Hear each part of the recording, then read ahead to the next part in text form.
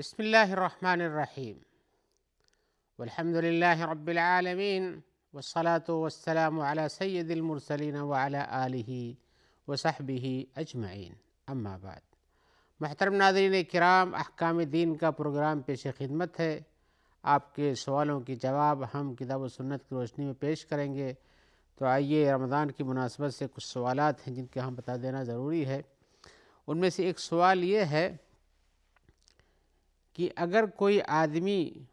فجر کے وقت شک شبہ کرتے ہوئے بھی کھا لیتا ہے تو کیا اس کا روزہ صحیح ہے یا نہیں؟ تو ہم جواب میں کہیں گے بھائی دیکھیے، اس کا روزہ صحیح اگر شک و شبہ کی بنیاد پہ کھاتا ہے، یقین سے نہیں کہ فجر ہوگی تب بھی کھاتے رہیں، اس کو شک ہے کہ فجر ہوئی کہ نہیں ہوئی، تو اس وقت اس کا روزہ صحیح ہے۔ اس کی دلیل کیا ہے؟ اللہ تعالیٰ فرماتے ہیں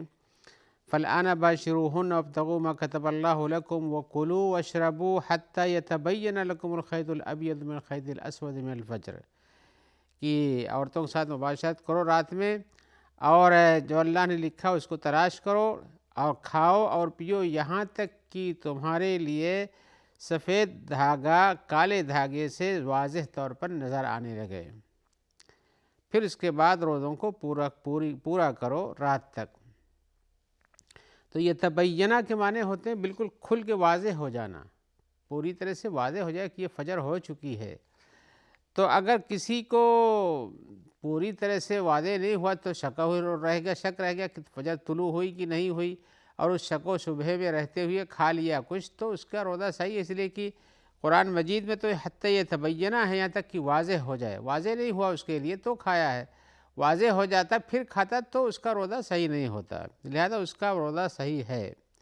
اور جب یہ بات ہے کہ شک و شبہ کا جو وقت ہو جس میں آدمی کو یقین نہ ہو، یعنی تو کہ فجر ہو چکی ہے، یعنی فجر ہوئی کہ نہیں ہوئی، اس شک و شبہ میں ہے، تردد میں ہے، تو اس کی کئی شکلیں بنتی ہیں۔ اس سے فجر کے وقت کے کھانے، اور یعنی وقت سے پہلے کھا لیا کہ وقت بعد کھایا ہے، اس کو شبہ ہے کہ شبہ میں یقین ہے کہ یقین کے ساتھ کھاتا ہے کہ فجر ہو چکی تب بھی کھاتا ہے، یہ کئی شکلیں ہوتی ہیں۔ آئیے ہم ایک ایک کی تفصیل بیان کرتے ہیں، کس میں روزہ صحیح ہوگا کس میں صحیح نہیں ہوگا، اس لیے کہ عام طور سے سحری کرنے والوں کے لیے مشکل پیش آتی ہے۔ ایک شکل تو یہ ہے کہ اس کو یقین ہو کہ ابھی فجر کا وقت نہیں ہوا ہے، یقین ہے کہ فجر کا وقت نہیں ہوا ہے، تو اس وقت کھانے میں کچھ حرج نہیں ہو، وہ تو کھائے گا، اپنے وقت ہی میں کھا رہا ہے۔ مثال کے طور پر اگر سحری کا وقت ختم ہو جاتا ہے 5:30 بجے اور وہ 4:30 بجے ہی کھا لیتا ہے تو یقینی طور پر ہے کہ ابھی فجر کا وقت نہیں ہوا، تو اس کے روزے کے صحیح ہونے میں کوئی بھی اشکال نہیں ہے۔ دوسرے یہ ہے کہ اس کو یقین رہے کہ فجر کا وقت ہو چکا ہے، اس میں یقین تھا کہ فجر کا وقت نہیں ہوا ہے، ابھی یقین ہے کہ فجر کا وقت ہو چکا ہے، اس کے بعد کھاتا ہے تو پھر اس کا روزہ وہ خراب ہو جاتا ہے۔ مثال کے طور پر اگر ہم کہیں کہ سحری کا وقت 5:30 بجے ختم ہو جاتا تھا اور فجر طلوع ہو جاتی ہے اس وقت، اور اس کے بعد وہ 5:30 کے بجائے 5:45 بجے کھاتا ہے، تو ظاہر بات ہے اس کا روزہ تو صبح کے وقت میں ہے، فجر طلوع ہو چکی ہے، لہذا اس کا روزہ باطل ہونے میں کوئی اشکال نہیں ہے۔ یہ دو شکلیں ہو گئی۔ تیسری شکل یہ ہے کہ اسے شبہ ہو کہ فجر ہوئی کہ نہیں ہوئی، یہ شبہ ہے، یعنی 5:30 میں اس کی گھڑی جو ہے 5:25 پہ پہنچی ہوئی ہے، اور اسے شبہ کہ میری گھڑی پیچھے ہو سکتی ہے، مثال کے طور پر آج تو گھڑی ہی کے ساتھ مثال دینی پڑے گی، پیچھے ہو سکتی ہے اور وقت کچھ آگے ہوگا، ایسے ہی کچھ شک و شبہ ہو 5 منٹ کے درمیان کی مثال کے طور پر، لیکن یہ ہے کہ اس کا ظن غالب یہ ہے کہ وقت تو 5:30 پہ ہوتا تھا، ابھی تو 5:25 ہی ہوئے ہیں، 5:25 ہی ہوئے ہیں، 5 منٹ باقی ہے، اور مان لیجیے اس کی گھڑی پیچھے تھی، یعنی 5:30 کا وقت ہو چکا ہے، لیکن اس کی گھڑی اس کو شبہ میں ڈالی ہوئی کہ اس کے 5:30 نہیں ہوا، ابھی 5 منٹ باقی ہے، اس شبہ میں وہ کھا لیتا ہے، تو بھی چونکہ شبہ کی پوزیشن میں ہے، اس کے بعد تبین نہیں حاصل ہوا ہے، تو اس وقت بھی اس کا روزہ جو ہے صحیح ہے، اس لیے کہ ابھی وہ تردد میں ہے۔ لیکن اگر اس کو یقین ہو جائے کہ نہیں فجر ہو چکی، مثال کے طور پر 5:30 بجائے 5:25 پر ہی اذان ہو جاتی ہے فجر کی، اور اس سے معلوم ہے کہ مؤذن اذان ٹائم پر ہی دیتا ہے، ایسا نہیں کہ مؤذن نے پہلے اذان دے دیا ہے، تو جب اس کو یہ معلوم ہے کہ روزانہ مؤذن ٹائم سے اذان دیتا ہے اور آج بھی 5:25 ہی پر اذان ہوئی جبکہ ہم کی سمجھتے ہیں کہ 5:30 پہ ہونی چاہیے، تو یہ ہو سکتا ہے کہ اس کی گھڑی ہی خراب ہو۔ تو جب اسے یقین ہے کہ یہ شبہہ ہے کہ 5:25 پہ اذان آج پہلے ہو گئی ہے، یا کہ 5:25 پہ اذان جو ہوئی وہی صحیح ہے، میری گھڑی پیچھے ہے، اگر اس تردد میں ہے کہ صحیح وقت کیا تھا پتہ نہیں چل سکا، تو اس وقت بھی اس کا روزہ صحیح ہے، اس لیے کہ یقینی طور پر اسے پتہ نہ چل سکا کہ کیا وقت صحیح تھا جس میں اذان ہو گئی، نہیں ہوئی، گھڑی پیچھے ہے کہ آگے ہے، تو اس وقت بھی اس کا روزہ صحیح ہے۔ اس لیے کہ جو قرآن مجید میں حتی یتبین لکم، یہ پوری طرح سے تبین یعنی وضوح کے ساتھ، پوری صفائی کے ساتھ یہ بات نہیں پتہ چلتی کیا، یعنی یقین نہیں ہو سکا۔ چوتھی شکل یہ ہے کہ کھائے اور پیے، لیکن اس کا غالب گمان یہ ہے کہ فجر کا وقت ہونے والا ہے، یعنی اس کو گمان ہوتا ہے کہ فجر کا وقت ہو چکا ہے یا ہونے والا ہے، تو بھی اس کا روزہ صحیح، اس لیے کہ غالب گمان ہی ہے، یقین نہیں ہے نا۔ یقین ہونا چاہیے کہ ہاں فجر کا وقت ہو چکا ہے۔ اب یقین کیسے حاصل ہوتا ہے؟ یا تو آپ نے الارم لگا رکھا، ٹائم پر گھڑی صحیح چلتی ہے، یا کوئی بتا رہا ہے آپ کو، یا آپ اذان سن رہے ہیں، مؤذن صاحب ٹائم پہ اذان دیتے وہ اذان سن رہے ہیں، یا ہے کہ گولا داغنے کی آواز آ جاتی ہے کہیں سے، یا کوئی بھی جس کے ذریعے سے آپ کو یقین ہو جائے کہ وقت ہو چکا ہے۔ لیکن اگر اس کے پہلے ہے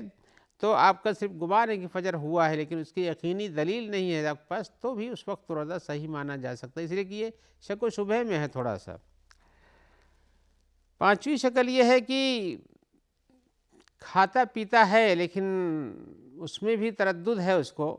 تردد ہی ہے کہ وقت ہوا نہیں ہوا مجھے پتہ نہیں، میں تو ابھی جاگا اونگ رہا ہوں، صحیح پتہ نہیں چل سکا، گھڑی نہیں دیکھ رہا، جلدی جلدی کھا لیتا ہے،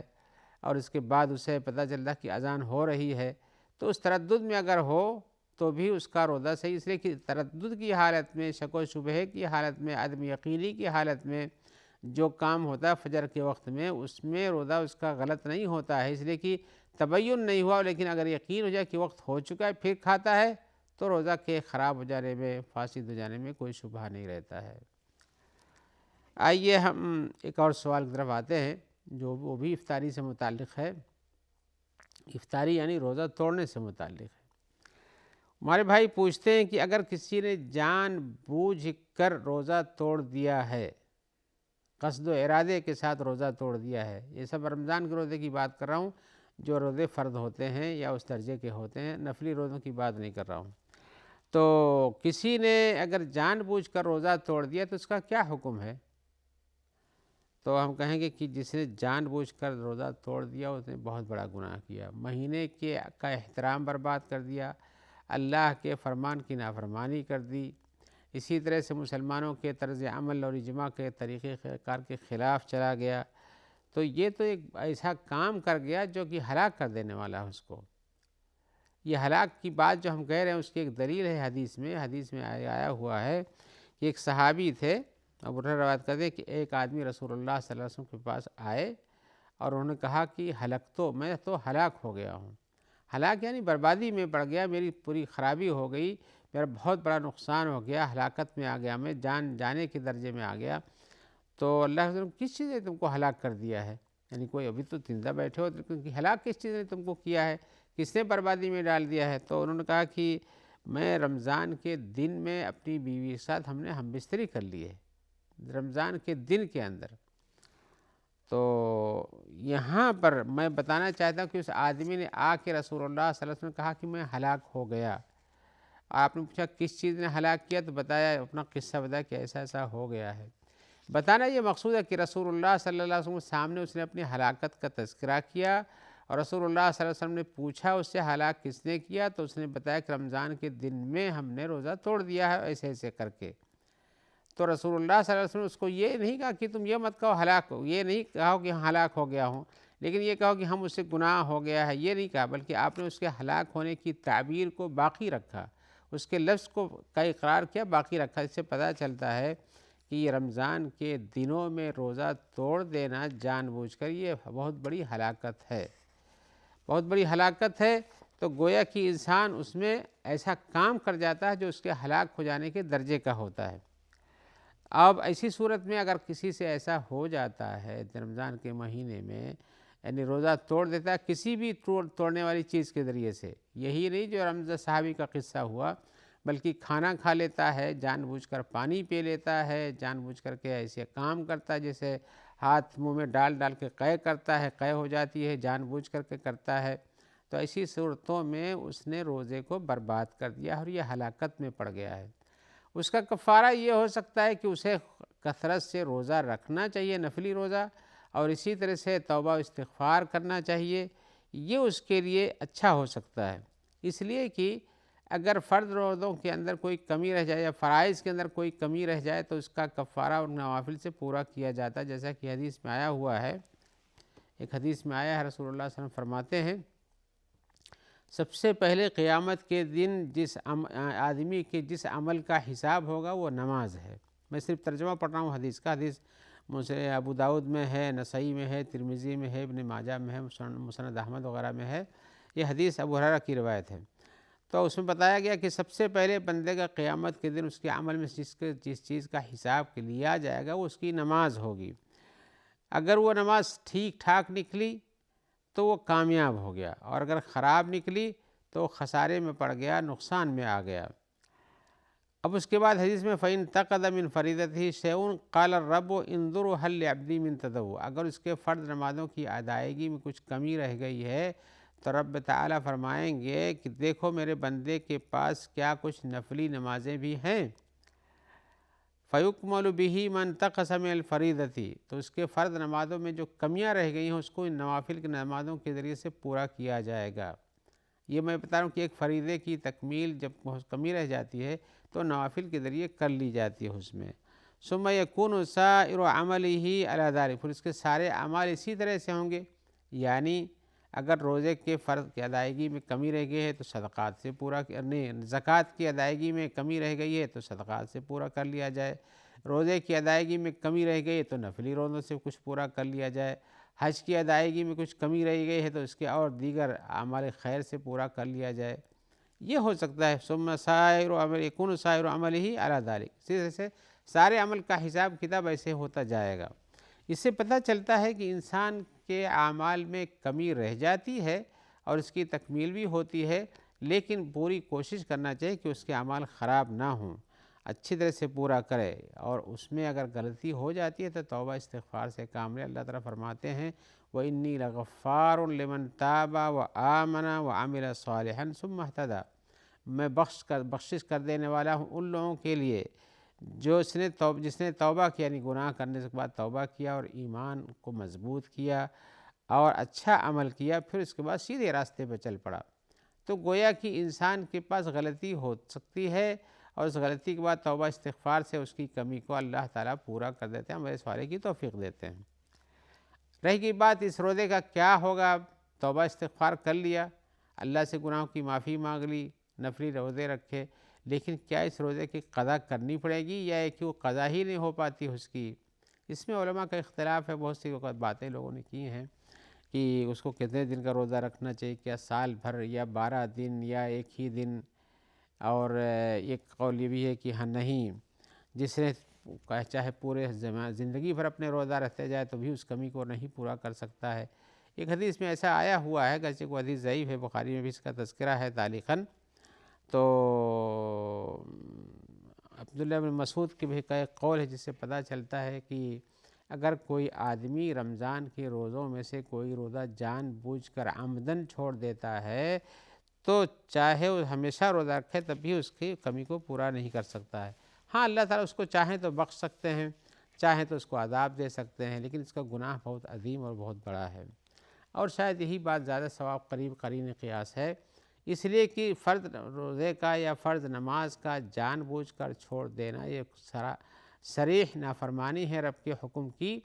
اور رب کے حکم کی صریح نافرمانی کرنے والا، جان بوجھ کر عناد کر کے ایسا کرنے والا، وہ مغفرت کا کہاں مستحق ہے، الا کہ اللہ تعالیٰ اس کو بخش دیں، یا ہے کہ جس عمل کو چھوڑ دیا اس کا بدل کوئی مل جائے، لیکن توبہ استغفار زیادہ قرین قیاس ہے، اور اسی کے ساتھ ساتھ اس طرح کا عمل بھی اس کو کثرت سے کرنا چاہیے۔ آئیے ہم ایک اور سوال کی طرف آتے ہیں، جو سوال بھی ایسا ہے جو ہر گھر کی بیماری ہے۔ وہ پوچھتے ہیں کہ کیا رمضان کے مہینے میں ٹیلی ویژن دیکھنا جس میں طرح طرح کی شکلیں، صورتیں اور چیزیں آتی ہیں، کیا اس سے روزہ نہیں ٹوٹتا ہے؟ تو ہم کہیں گے بھائی دیکھیے، آدمی کے غلط کام سے روزے کے اندر فرق پڑتا ہے، اس میں کوئی شبہ نہیں ہے۔ اب اس میں آپ ایسی تصویریں دیکھتے ہیں، ایسی چیزیں دیکھتے ہیں جو کہ غلط ہیں، جن کا عوام حالات میں باہر ایسے دیکھنا درست نہیں ہے، تو اس سے روزے میں فرق پڑے گا ہی۔ گرچہ ہم کہیں کہ اس سے روزے کا افطار نہیں ہو جاتا، روزہ ٹوٹ نہیں جاتا ہے، لیکن روزے کے ثواب میں فرق تو پڑنے والا ہے، اس لیے کہ کوئی بھی معصیت ہو، کوئی بھی نافرمانی ہو، روزے کے لیے نقصان دہ ہے۔ اسی لیے حدیث میں بارہا اس کا تذکرہ کیا گیا کہ ایسا نہیں کرو، عمل صالح کرو، غلط کاموں سے پرہیز کرو۔ روزہ صرف کھانے پینے کو روک دینے کا نام نہیں ہے، روزہ تو بہت ساری برائیوں سے رک جانے کا نام ہے، اور اگر یہ برائی آپ کرتے ہیں تو بھی روزے کے اندر فرق پڑتا ہے۔ اس لیے کہ روزے کا مقصود جو تھا تقوی حاصل کرنا، تقوی میں یہ ہے کہ آپ کو برائیوں سے بچنا چاہیے، اچھائیوں پر بہت زیادہ گامزن رہنا چاہیے۔ آپ ایک راستے پہ اچھائی کے چلتے ہیں لیکن برائی کے راستے کو نہیں چھوڑتے ہیں، تو اس سے تو تقوی کے اندر فرق پڑنے ہی والا ہے، اور اس سے جب فرق پڑتا ہے تو روزے کا مقصود فوت ہو جاتا ہے، جس سے روزے کا مقصد جب فوت ہوتا ہے تو اس کا ثواب بھی گھٹ جاتا ہے۔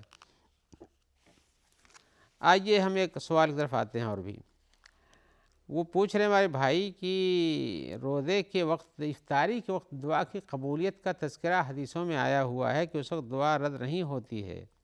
دعا مقبول ہو جاتی ہے، تو یہ کیا ہے؟ کیا دعا افطاری سے پہلے کرنا چاہیے، یا افطاری کے درمیان کرنا چاہیے، یا افطاری کے بعد تھوڑی دیر کے بعد کرنا چاہیے؟ اس کے وقت کی تعین چاہتے ہیں وہ۔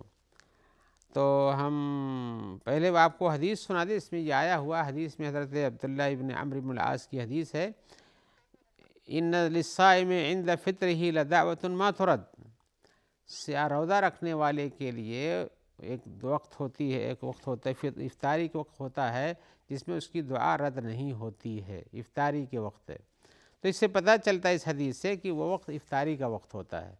افطاری کا وقت یہ ہے کہ افطاری کرے، اس لیے کہ ایک کام میں مشغول ہے افطاری کریں، تو افطاری کرنے کے بعد تو خالص دعا بھی کرے گا، یہ دعا افطاری کے بعد ہونا چاہیے،